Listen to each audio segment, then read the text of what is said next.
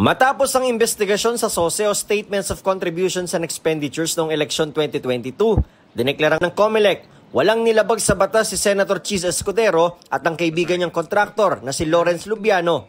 Si Lubiano ay ang presidente ng Centerways Construction and Development Incorporated, isa sa top 15 na contractors na pinangalanan ni Pangulong Marcos na nakakuha ng karamihan sa mga flood control project sa bansa. Sa SOSE na isinumite ni Escudero sa COMELEC, dineklara niya ang 30 million pesos na kontribusyon ni Lubiano sa kanyang kampanya.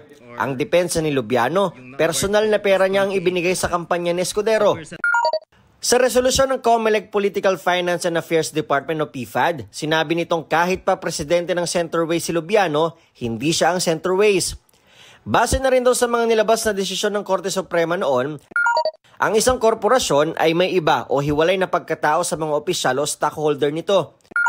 Wala rin daw naging ebidensya na nagamit si Lubiano ng Centerways para mandaya o dayain ng gobyerno. Iba yung entity na korporasyon, iba yung entity na tao. Kumbaga kahit ako nagtatrabaho sa COMELEC, may sarili akong pera. Yung COMELEC may sarili siyang unless ginamit po ng it will work this way. Kung ginamit ng Centerways si Mr. Lubiano para makapag-donate. So basically, if it's a board, wala naman, naghanap sila ng ebidensya noon. Like a board resolution, allocating 30 million pesos to donate to ganito. Wala eh. Sabi pa ng COMELEC, si Lubiano raw bilang tao ay walang record na kontraktor ng gobyerno. Ang nag-contribute po as declared by Senator Escudero ay Mr. Lubiano.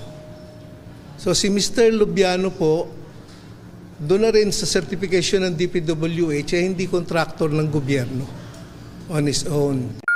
Wala rin daw ebidensya na ang kinontribute ni Lubiano ay galing sa Centerways. Sabi ng COMELEC, wala rin daw silang nakitang sumobra ang gastos ni Escudero noong 2022 elections. Nag-inhibit si COMELEC Chairman Erwin Garcia sa investigasyong ito dahil minsan siyang naging election lawyer ni Escudero.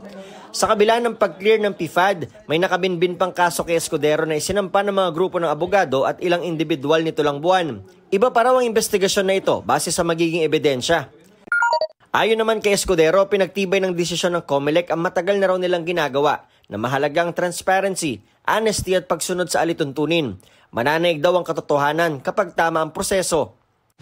Naglabas naman ng show cause order ang COMELEC kay Senator Rodante Marcoleta.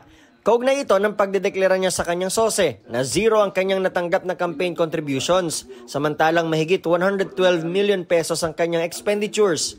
Sinabi noon ni Marcoleta sa isang panayam na ito'y dahil humiling ng privacy ang kanyang mga campaign donors. Kinukumpara rin ng COMELEC ang mga nagastos ni Marcoleta noong eleksyon sa kanyang salin nitong Hunyo na nasa halos 52 million pesos. Nagsabi na si COMELEC Chairman Garcia na mag-i-inhibit siya sa deliberasyon kay Marcoleta dahil nagkaroon daw sila ng professional relationship noon ng senador. Nico Wahe, nagbabalita para sa GMA Integrated News.